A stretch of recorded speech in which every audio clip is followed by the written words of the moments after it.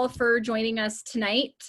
Obviously, this is not how we traditionally do our meetings. Normally, we would be together in a room having a nice dinner and a nice conversation. Instead, we are at home in our computer, at our computers, maybe wearing sweatpants and only dressed from the waist up. Comms is obviously different this year. Hopefully, anyone who's watching this at home is aware of our organization, and membership is free this year. We've waived all of our dues given the limitations on meeting. And hopefully we'll continue to have good conversations at a social distance. I'm going to pass this meeting over to Gerry O'Brien, who's going to act as our moderator tonight, and he can introduce the rest of our panelists. Thank you, Gerry, so much for agreeing to host tonight. Well, thank you, Amy. My pleasure, of course. My name is Gerry O'Brien. I'm the editor for the Bulletin, Central Oregon's daily newspaper, of course, and welcome Central Oregon Medical Society members. This is a very important meeting about the effects of COVID on our community. With me tonight is Scott Cooper, who is the Executive Director of NeighborImpact, and Bend City Manager Eric King, Superintendent of Bend Lapine Schools, Lora Nordquist, and the Deschutes County Health Department Director, Dr. George Conway. And they will be answering a variety of questions just about how COVID has affected our community, the Tri-County area. So Scott, I want to start with you. Maybe you could explain what is NeighborImpact and how does it address the many needs of our most vulnerable communities? And what does service delivery look like in a normal year, and how has that changed during this pandemic? Sure. Well, thank you. I appreciate being invited. NeighborImpact is the largest social services agency, non-governmental social services agency serving Central Oregon. We serve from Warm Springs down to Lapine, and we serve Crook County and Deschutes County and Jefferson County. I calculated it one day, and if you took all of our landmass and put it together and made us a state, we'd be about the size of New Jersey on any given day. We have offices, our headquarters offices in Redmond. We have satellite offices in Bend, Prineville, Madras, and Lapine. We have 23 facilities in all gathered around the region. We have about 190 employees. Last year, we spent about 21 million. This year, we're on track to spend about 45 million. So it's been quite an increase. Much of that coming from CARES funding, some of that coming from program expansion that we had already planned. We are seeing an enormous number of people in extremis in a number of our programs. Just to give you some top lines on that, we've seen about a 49% increase in volume in our food program. So where we were feeding about 24,000 people a month pre-pandemic, we're feeding about 32,000 post-pandemic. We've also expanded our services to add a new service in Christmas Valley, as well as to open a new pantry in Warm Springs. We've distributed about 3.5 million in rental assistance that came from the Federal CARES Act with some augmentation from state and local funding, particularly Bend and Deschutes County. We have so far distributed 2,901 months worth of rent to 1,412 separate landlords. We've got a program for mortgage payment assistance because many people are unable to pay their mortgage. It is the only program of its type in the state. And so far we have 58 applications for that. And we have already oversubscribed the total amount available in Crook and Jefferson counties. We still have money in Deschutes County. In a normal year, we'd spend about 2.5 million in energy assistance. We put out 3.5 million since the pandemic began. We've distributed about 150,000 so far in childcare grants. We have another 400,000 to distribute. I'm really proud of that one because nationwide childcare capacity has fallen to 49% of its pre-COVID levels. In Central Oregon, we've retained 70% of our capacity. So that bodes well for the day that we're able to all open our doors again. Our Head Start program, which serves children 0 to 5 with educational service and parent support, was the first one in the state to convert to regional. So March through last year, we were able to provide regional or virtual education to all of our children. We're scheduled to reopen classes November 9th. We'll see if that happens. We've also expanded the program during this time because we'd already started that. We just continued. So we're growing our capacity in the region from 443 children to 784 children by January of this year. And I think we were insane to take on both of those projects simultaneously, but that's the way it is. Madras, we've distributed about 150,000 to Madras businesses because Madras obtained a community development block grant. So that's about 40 businesses that will be kept afloat with grants from CARES Fund. We've done a lot of this with volunteers. About 80% of our staff were sent home. They've been working very productively from home with IT investments and some HR and financial support. I'm really, really thrilled with the way that worked. But we've also relied a lot on volunteers. A lot of people starting in March had extra time on their hands. So we've seen a 53% increase in our volunteer hours, and we've utilized about 14,000 hours of volunteer time in the period March through September. So a lot going on for us, a lot of people coming through our doors, a lot of people getting served, and no end in sight at this point. So if you could get that vaccine going, George, that'd be really appreciated. Those are some phenomenal statistics. Well, let's switch over to Bend City Manager Eric King, and let's talk about how does the pandemic affect your city budget?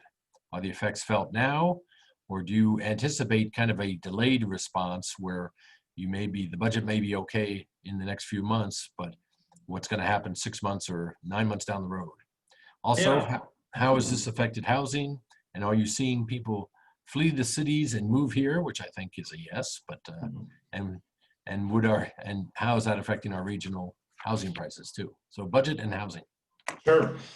Thanks, Gerry. And I think Scott actually having NeighborImpact share their story is a good place to start, because really this pandemic is having unequal effects on our community. And as Scott mentioned, those that are most vulnerable are needing help right now. And I really want to applaud NeighborImpact for how quickly they have shown responsiveness in so many different areas, childcare, their programs to help feed folks. I mean, it's just been amazing, and we're happy to partner with NeighborImpact and distribute some of the funding that has trickled down from the CARES Act to our local nonprofits to get money out. In addition to NeighborImpact, we've also been partnering with the chamber to get money out to businesses. But going back to the question at hand about the city budget, there is a bit of a delayed response with how this pandemic is affecting our city budget. So I want to kind of first give you some grounding of how the city budget works. The main drivers of our revenue include property taxes. Those are due in November, here coming soon in November. So there's a bit of unknown as to what kind of impact we'll see on collection rates. We have a unique property tax system in Oregon that really separates what a property might be worth and what it's taxed at.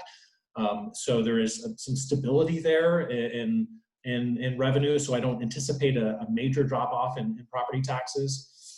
Our franchise fees, those are fees that we charge both public and private agencies to use the city's right-of-way. Those, again, are pretty stable. I don't see much impact there.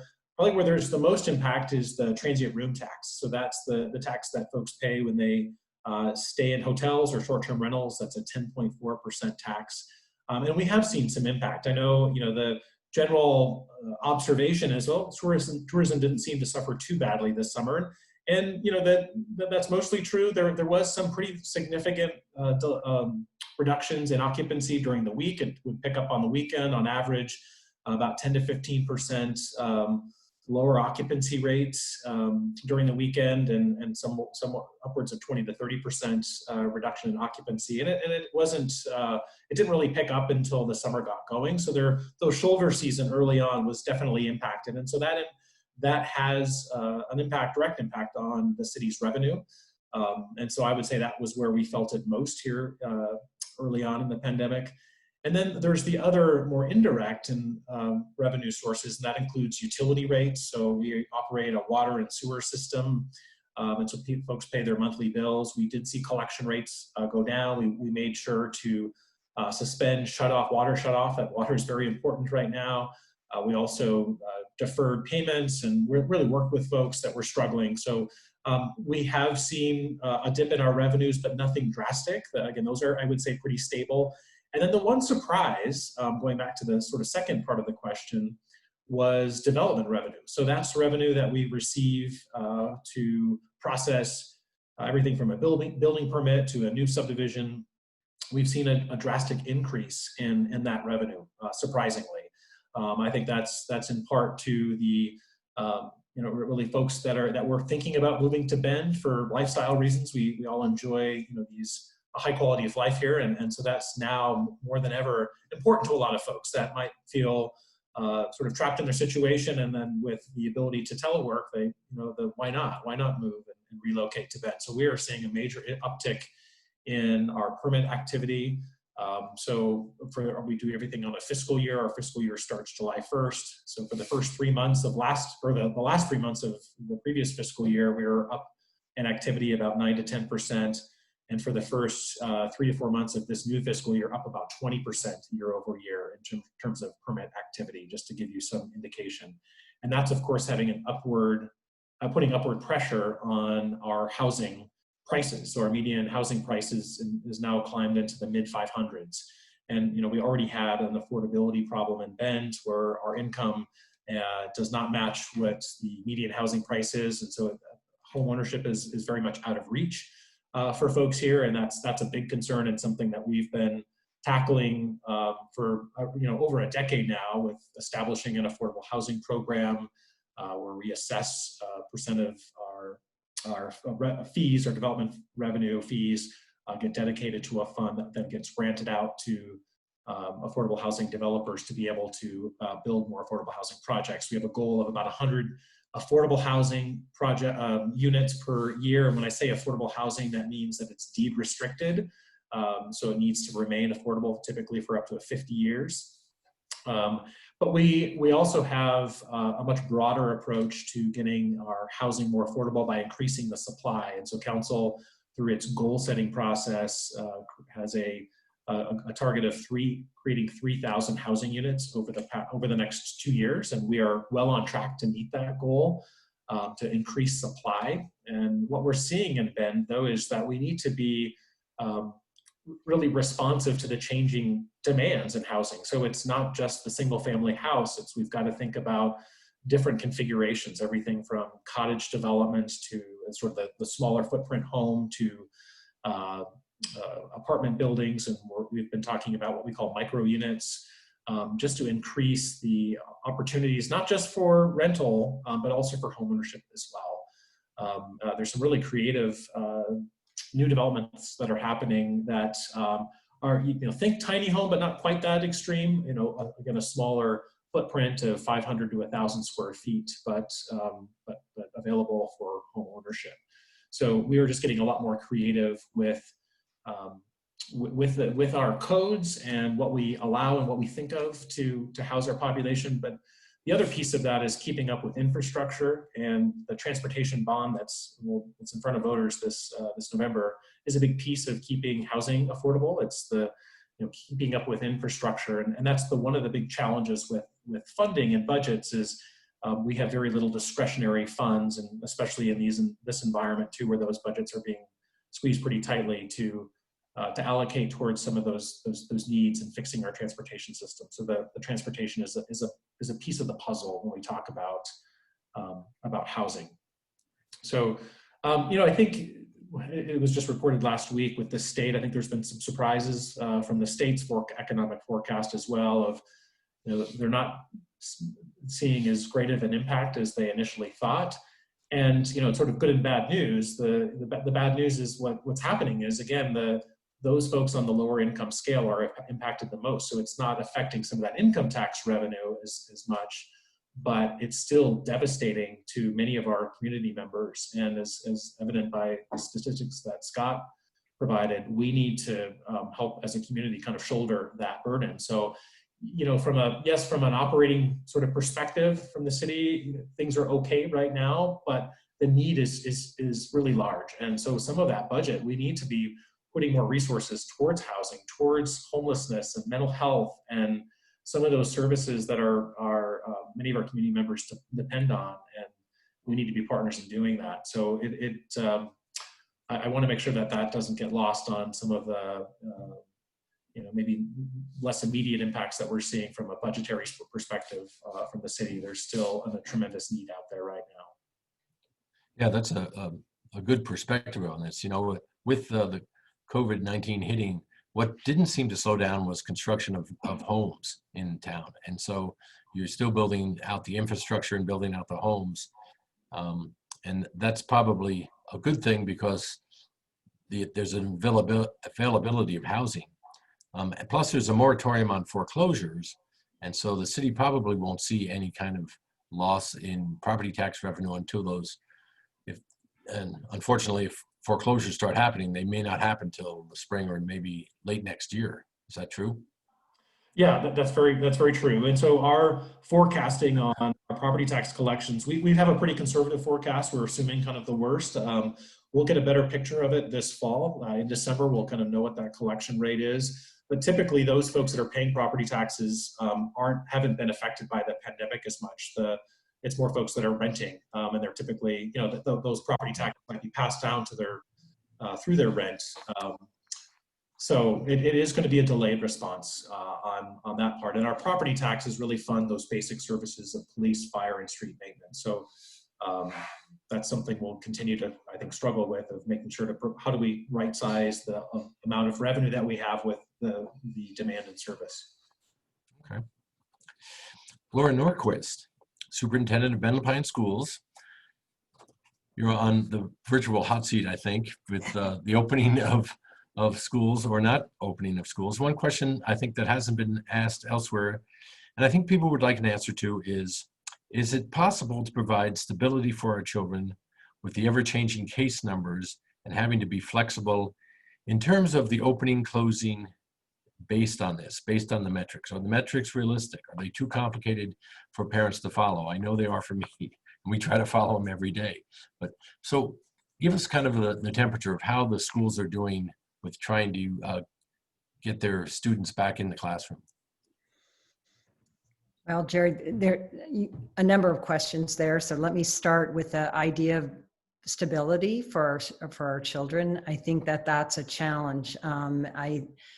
Since June, we've changed our plans at least 5 times. And as the changing state guidance came along, as our numbers have changed. So I can imagine that families in Bendel Pines schools, when they see an email communication from me, they probably don't even want to open it because it's like, what's next? So I appreciate people's patience. I think in terms of our children, a couple things for us to remember in terms of stability. From the schools part, one of the things that we take pride in Bendel Pines schools is that we place such a strong emphasis on relationships and connections with our students. And that's something that consistently we get feedback that we do very, very well on. And so trying in the challenging distance learning environment to still do that, to really try to establish and maintain strong relationships with students. And that's been a priority from day one as we started the year. I think from families' perspective, children are amazing, adaptable creatures, and they take their lead from us. And so even in the face of disappointment and challenges and economic uncertainty and, frustration with how education is working right now, the more positive we can be for them, the more positive they will be. And so I urge all of us to just think about what's the next step we have to get through, and try to maintain that really positive attitude. I think in terms of the metrics, being very challenging, I think they're incredibly challenging. And I'm looking at Scott and Crook County. We've taken the lead from the Crook County School District, who put together kind of a yes, no, green, red for each of these metrics. And we're posting those on our website to make it just as simple as we can. But I can totally understand how challenging it is for parents to understand, wait a minute, I thought it was 10 cases per 100,000. Oh no, for K3, it's 30 cases per 100,000. Right, And yeah. no state metric, there's only a county metric. And then by the way, with the wildfires, we got rid of the test positivity rate for 3 weeks, but we don't know how long that'll continue. So many challenges with that.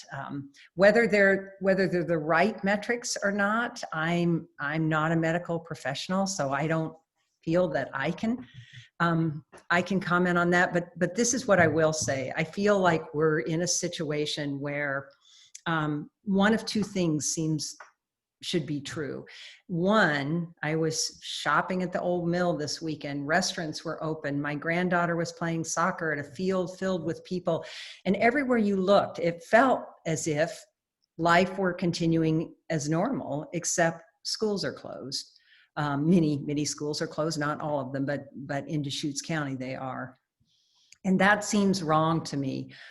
So if either our metrics for schools should look more like our communities, or we close down a lot of things that are optional in our community so we can get the case rate down to match the metrics that are before us. And I feel like we're living in an in-between world, and I think that's really unfair to our children.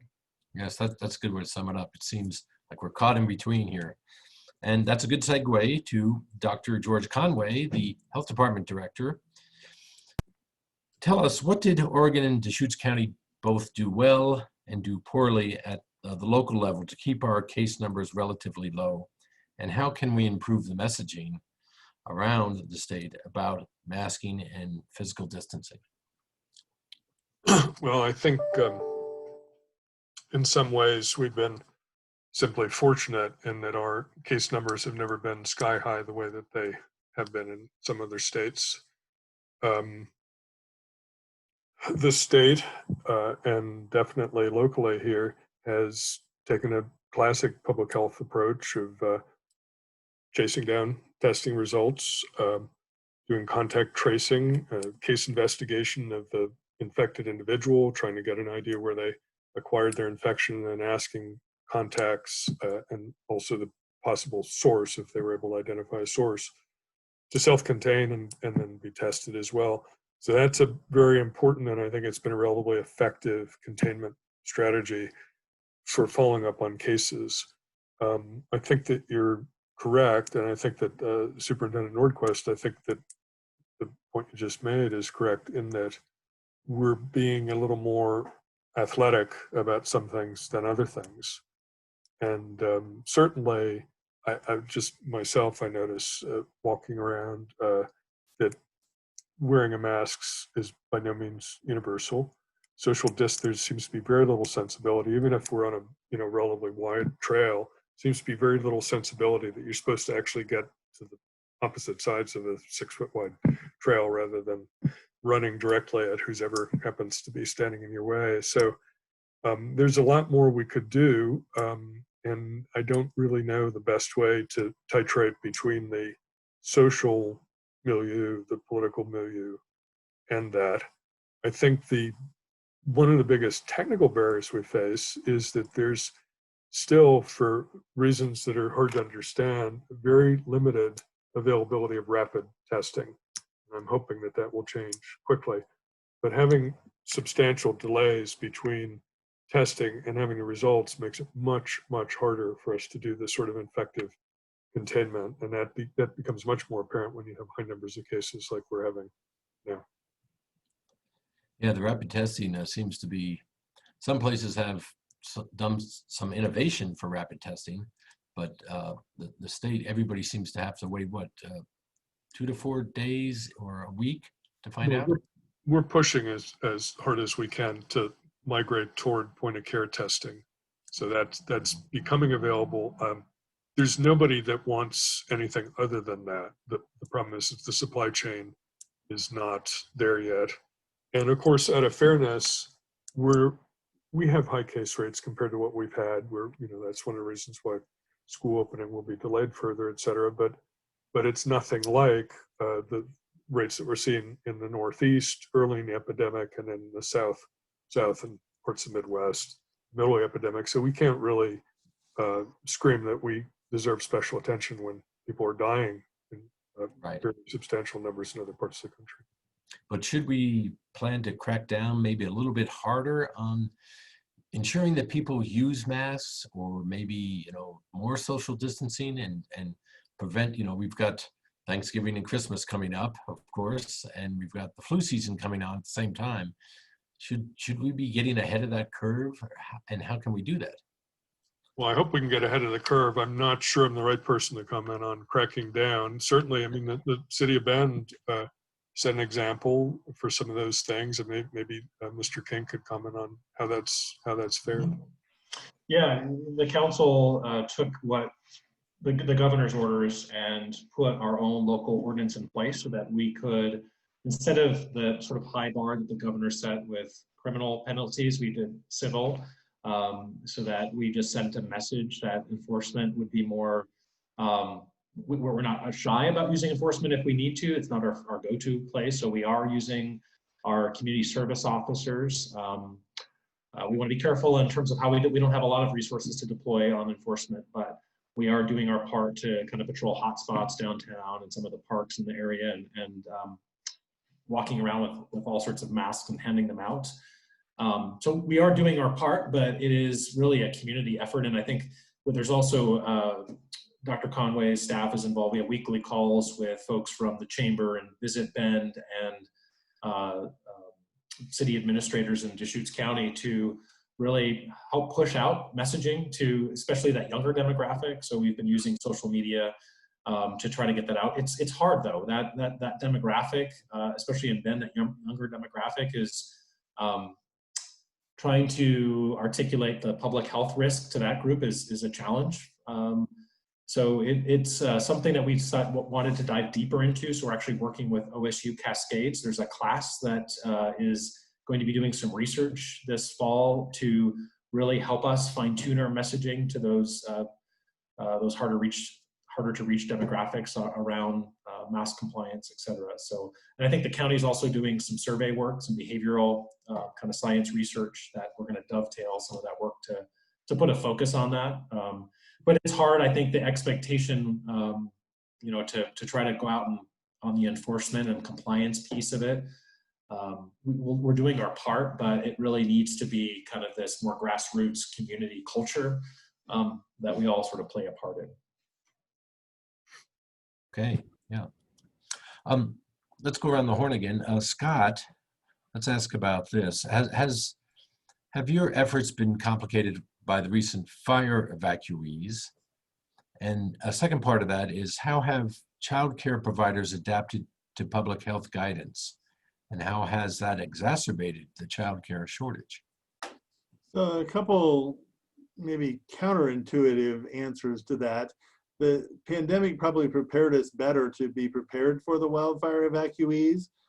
Our major response to them has been to be able to provide food for families who are either staying in the local motels or who are exiting and going back home to homes where they didn't have any food. And because our distribution systems had been redesigned to be, box based and non-perishable and able to be loaded into cars really quickly, that actually, and we had plenty of supply on hand. Everybody who left here on their way out of town was given a couple of food boxes that'll last them for at least a week while they get themselves reestablished.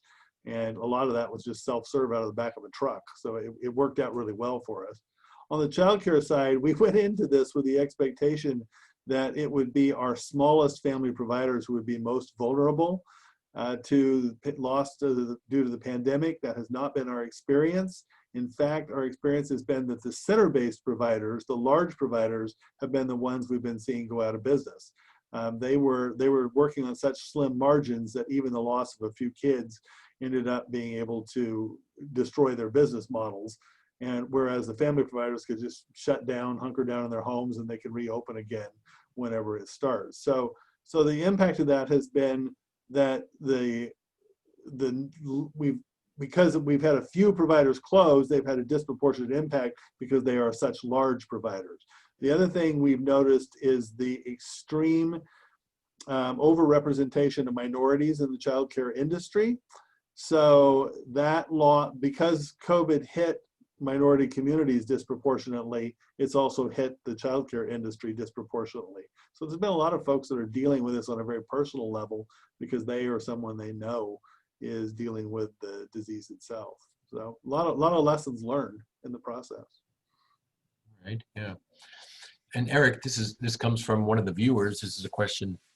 The only time this area had a supply of lower cost housing was when inclusionary zoning requirements where there were inclusionary zoning requirements for new developments.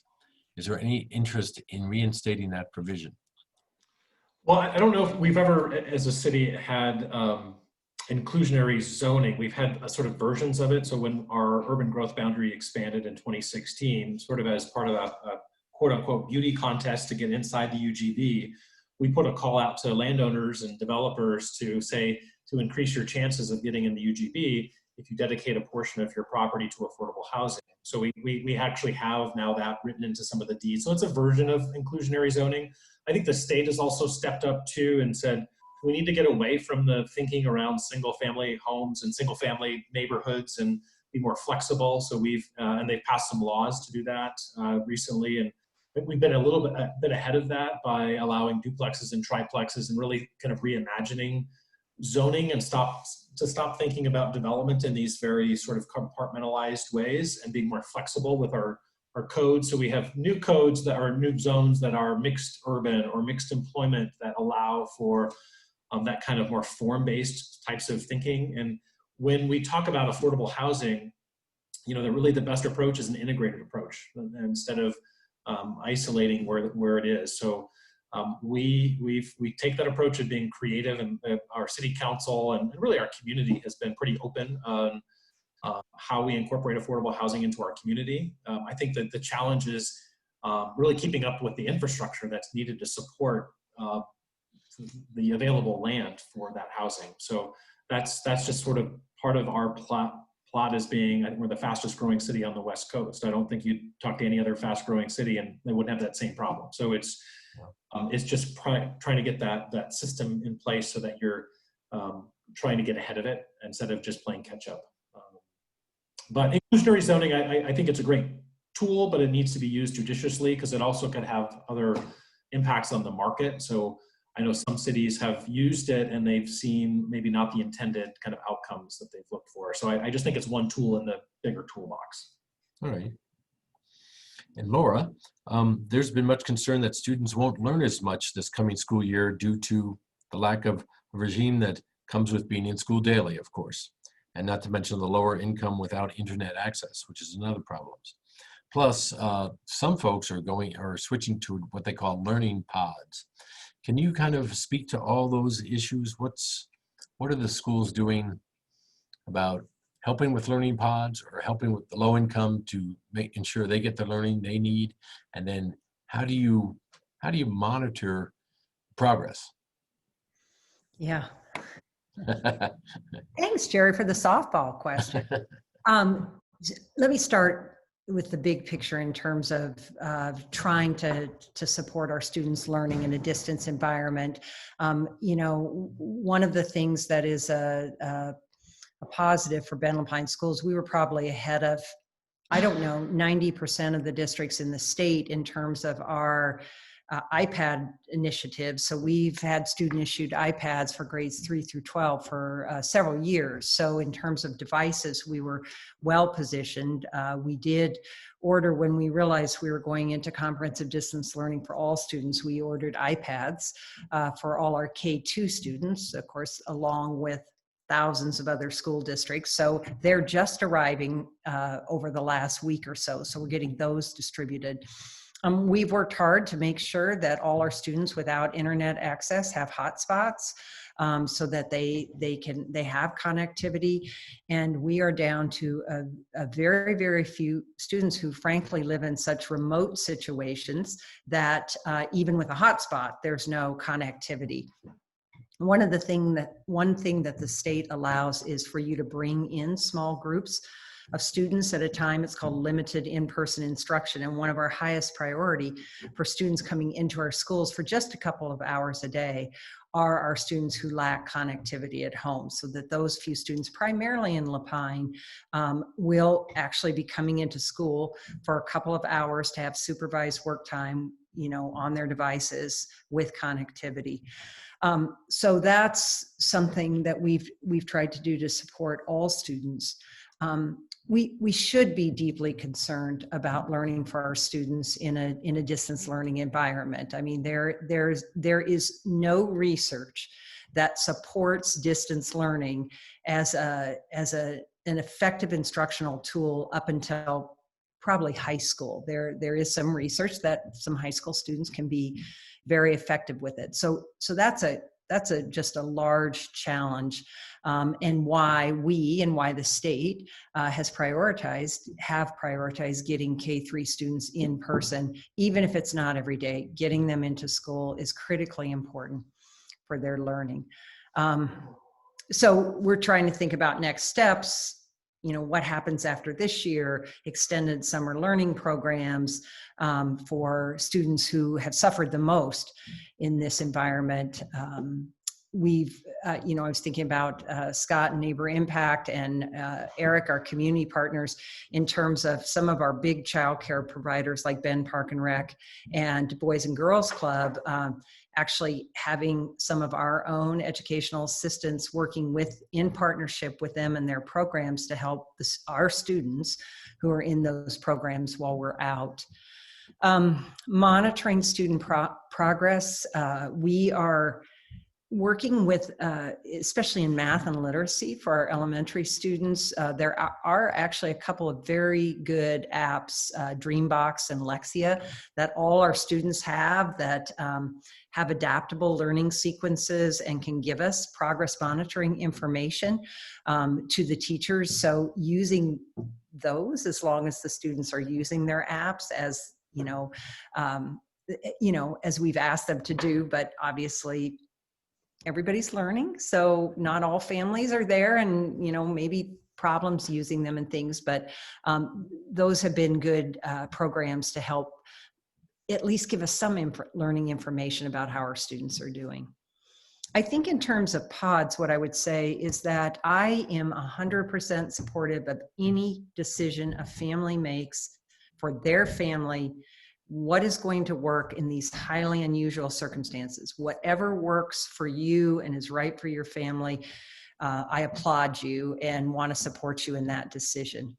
I think what is important, though, is that we not privilege some groups of students in terms of whether it's a learning pod or, other options. So Sure.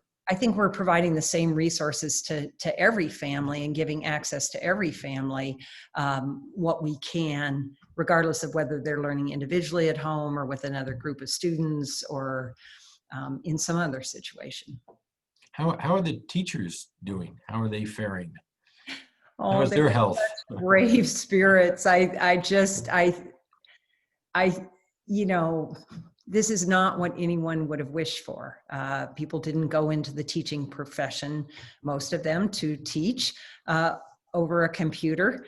And so I think it's hugely challenging, and they want to be good and they want to do the right things. And seeing students struggle is really hard for them. I applaud them every day for their hard work and their creativity and innovation and thinking of, oh, I can do it this way, and collaboration with each other. We're seeing just amazing sharing among staff about, hey, have you tried this? This really works. So kudos to them, but they're fried. Yeah, it's a new world for them too. So this comes from one of our viewers, and this is a question to all of us. But I think, Dr. Conway, maybe you could start with this one. Is how can we encourage the medical community to openly communicate the availability, coverage, and cost of medical services such as COVID testing to the general community? Well, as a matter of fact, we're trying to do that currently. We've been calling it ad hoc testing committee, which has been open to anybody, any clinical entities or individuals who are doing testing in the community, properly trained, certified. And we've recently, we've had that posted, the information posted about where testing was available for some months now on our website and other settings. But we've also surveyed folks recently about costs, barriers, the availability of free testing, and also probably the most difficult thing is there's an element in the CARES Act that assured that testing would be covered in many cases, but that covers the test, not necessarily the encounter. And because the United States has an extraordinarily fragmented medical system, price transparency is not a common thing. Hence the new legislation about surprise medical bills and whatnot. So it's if we're talking about the testing itself, I think that we're approaching, and about half of the respondents were willing to have it posted, about half did not want that information posted. So I think we're going toward that. We're also, the county and some other entities are, we're putting out contracts for to cover using CARES funds, CARES Act funds, to cover homeless people, people that are medically indigent, and others that cannot get it, that we're using CARES Act to pay for that testing. What is an average price for a test? Average cost, or what would I charge my insurance company for a test?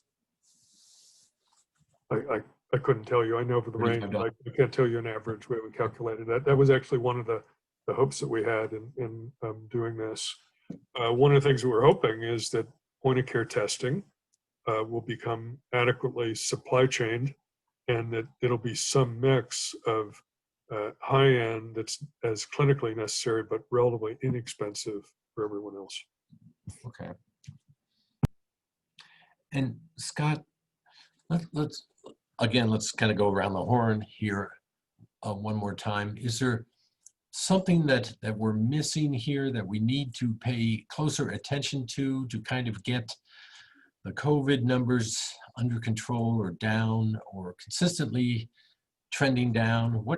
What can we do to kind of maybe be a little more innovative here, as Bend always is, to try to control this issue and maybe help out the community? If I knew the answer to that, I bet I'd be on the CDC board.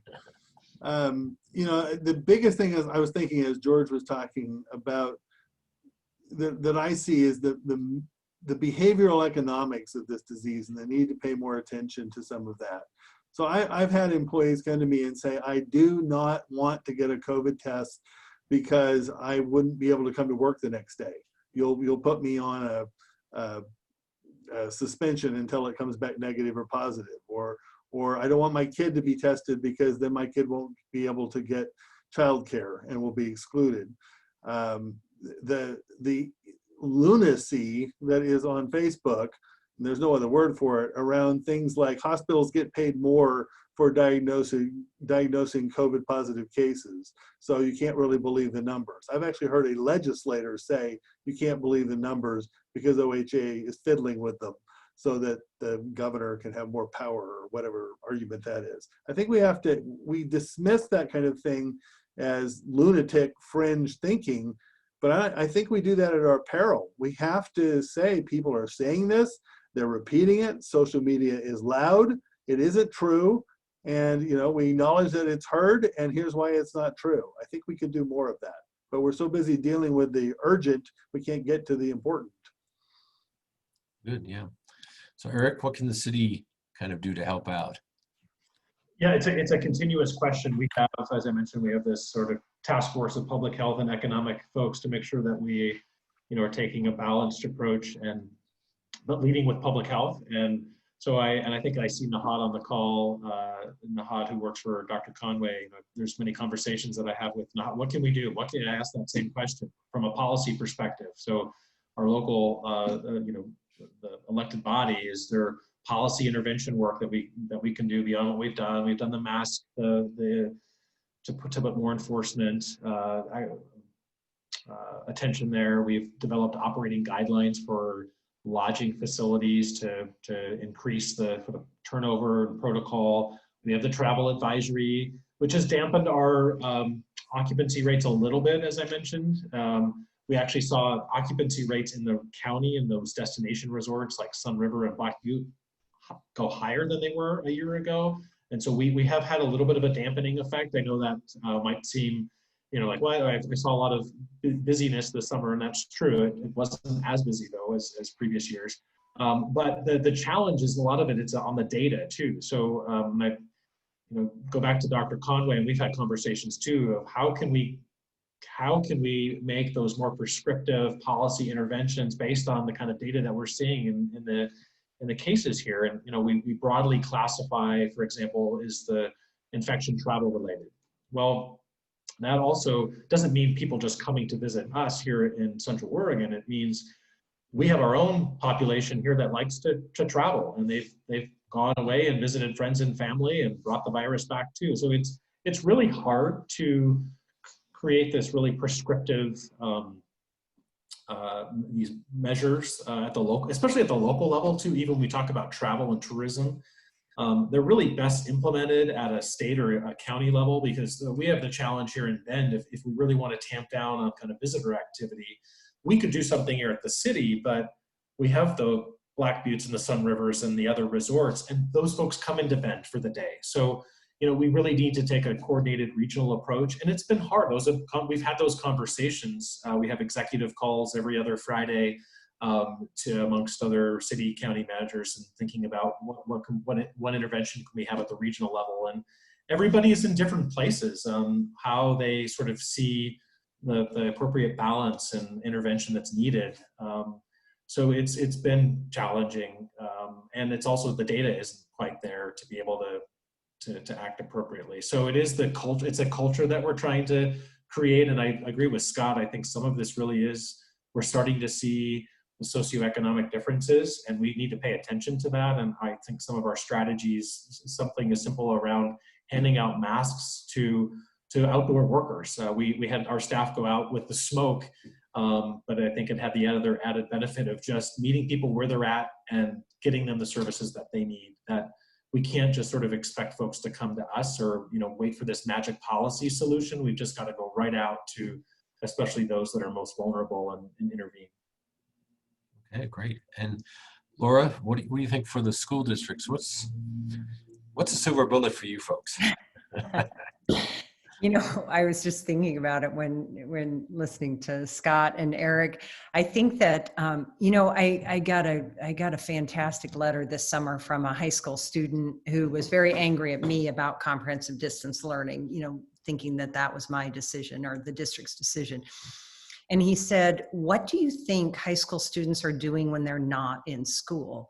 And so it might seem counterintuitive, but I think the thing that we could do to help shape the culture of people complying would be to have our students in school, because when they're with us, we actually do have a lot of control over the environment, and we can talk about the importance of wearing masks and physically distancing and model that. And I understand that that's only a portion of their day, but right now they're getting none of that. And based on driving past the skate park last week, I didn't see any masks or social distancing in any way, shape, or form. So I feel like if we could bring students in a controlled environment, that's actually probably the best way to help spread a positive culture around how to coexist with COVID-19. Yeah, some sort of a reward program almost for students. Well, Dr. Conway, you might have the last word. What do you think, what could we possibly do that maybe we're not quite doing now to kind of get these numbers down? Even though our numbers look good across the state and here in Central Oregon, there's more work to be done. What else is there that we can do? Well, I think I don't know if you're going to get to some of the technical questions that have also been shot in my direction, but I think the idea of a silver bullet and that there's one projectile that's going to solve the problem is probably a bit off the mark. I think it's probably more like high quality buckshot. And in each casing, you'd want to have masks, social distancing, testing, solid public information. You need social supports for people that need social supports. You need reliable and trustworthy scientific and technical information for decision making. And then we need a vaccine. Of course, there's many being tried, worldwide hundreds, 6 sort of leading edge in the sort of jump-started program in the United States. But we also need to be preparing for very complicated logistics and preparing the population for being willing to be vaccinated in an environment where we had a lot of chaos between viable, well-proven information and rubbish that passes for something that's out there. Great. Okay, wonderful. Is there any topic or any question or any issue that we haven't really touched on that any of you would like to address?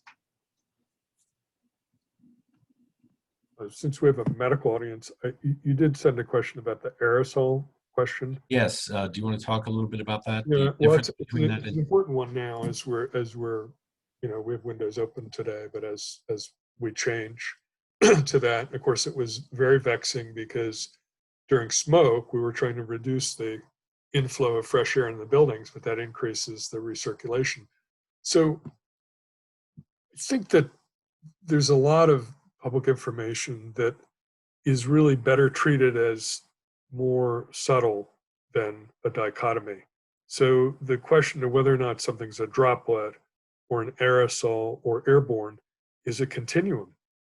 And dependent upon the pathogen, there's some things that are heavy enough that they don't travel very far. There are other things that can travel very far. So we know that one end is maybe something like tuberculosis and whatnot, that you need protracted exposure and it doesn't stay airborne very long. The other end is measles, which could be transmitted. You can go into a confined space hours after somebody's been there with active measles and acquire measles. So COVID's somewhere in between that. We know that it's carried in droplets. We know it's transmitted very, very readily by droplets, but we know that aerosols, a fine spray, can travel. We know there have been choir practices where people multiple rows away were infected. And then we also know that people in confined spaces have acquired the disease without being coughed or sneezed on. So I think this is a continuum, and there's an awful lot of, and I think a lot of the underpinning is a lack of consensus in society. There's a lot of different political agendas where it's either this or this, and people take sides. And I think it's more continuum and trade-off. I mean, if you look at masks, I mean, you can obviate the need for masks if you always have fresh air and you're always socially distanced. But if you don't have that, then you really need a mask. And so I think it's more a complicated approach. And I know that social media sort of abhors complexity and subtlety, and that's the environment that we're in. And there's a sensibility that every fact deserves an equal weighty counterfact, even if it's just made up. And that is making our society much more vulnerable, and it's making it much harder for us to organize in a subtle, inclusive, and sensible fashion. So I think that in some ways, COVID has been sort of something that's pulled back the curtain on how poor many of our social services are, how weak our social safety net is. The idea that Mr. King was talking about, I mean, the economics are that most professionals are actually doing okay. If you work from home, it's, you can get by. But if your work is serving people, if your work is helping people directly, hands-on, et cetera, then you're at risk. And then those same people may not have health insurance, and they may not have protection for their wages, so that, like Mr. Cooper mentioned, they may be reluctant to go and get testing because they'll lose their, not only that day, they may not be released for that day, but if they have to self-isolate while they're waiting to test for days, they could end up losing their job. So not having universal health care, not having a real robust safety net makes decision-making much, much more complicated in our society. And then we have also, in my lifetime, we've been re-stratifying our society. And I think that that's something that's made us very susceptible. I think we're fortunate here because this is a relatively well-organized area. It's not heavily populated. There's enough money to cover a lot of things when there's the political will to do it. So I don't see this as necessarily pinpointed here, but I would recommend people trying to embrace that this is a very serious problem. The answer isn't going to be doing one or two things, and that part of what we're trying to cope with is some not great engineering and how we've been putting things together for a number of years. I hope that's not too. Yes, that makes perfect sense. It's not a simple either or kind of solution. Scott? Gerry, I'd like to turn attention to another post-COVID related issue, and that's the plight of our neighbors to the north at the Confederated Tribes of Warm Springs. The Confederated Tribes of Warm Springs is a horror show in the making right in front of us, and was before the pandemic broke out. When you go weeks and weeks at a time with no fresh water, and you have environmental contamination that's closed down 60% of your housing, and you have average household units of 11 people, and then you dump COVID on top of that, the economic and social devastation that follows is almost unbelievable. We had been concerned about reaching a tipping point. There's a concept in poverty work that when you reach a certain tipping point, it's beyond recovery. Think about the Appalachians or the Colonias or the coal mining country. And we may well have pushed that community into beyond that tipping point with this disease. The amount of money we have been able to show that we can put together to respond in a disaster certainly is illustrative of the fact that we could be doing more in our poorest community, which is beginning to resemble something third world. And I hope as we come out of this and we begin to recalibrate public finances, we start looking at that pocket in our community where we will live with this for decades. Well, that's a really good point. Okay, well, if there's no more comments, I want to thank you all for participating in this. It's been very informative, enlightening, and I think the takeaway really is to get out there and remind people that, you know, it's not a simple social media yes and no, black and white kind of issue, that we have to do so many different things to make sure that this we get this under control, because there's so many unknowns and there's so much stress on everyone with these requirements that we have to try to help each other, I think. But I will turn it back over to Amy if she would like to conclude this meeting. Thank you all so much for joining us. I definitely learned a lot this evening, and I hope those listening at home did as well. Our next meeting is currently scheduled for October 21st, and we should post information about that shortly on our website and on social media. Emily Curitin from the Bulletin from OPB has agreed to moderate, and we have invited candidates for Senate and House seats from the Tri-County area to come together to have a conversation about healthcare and politics. So as you tonight might be tuning out of this meeting to go watch the debates, we'll be talking politics next time. So thank you all so much for joining us tonight, and I hope you have a lovely rest of your evening. Thank you. Yes, thank you.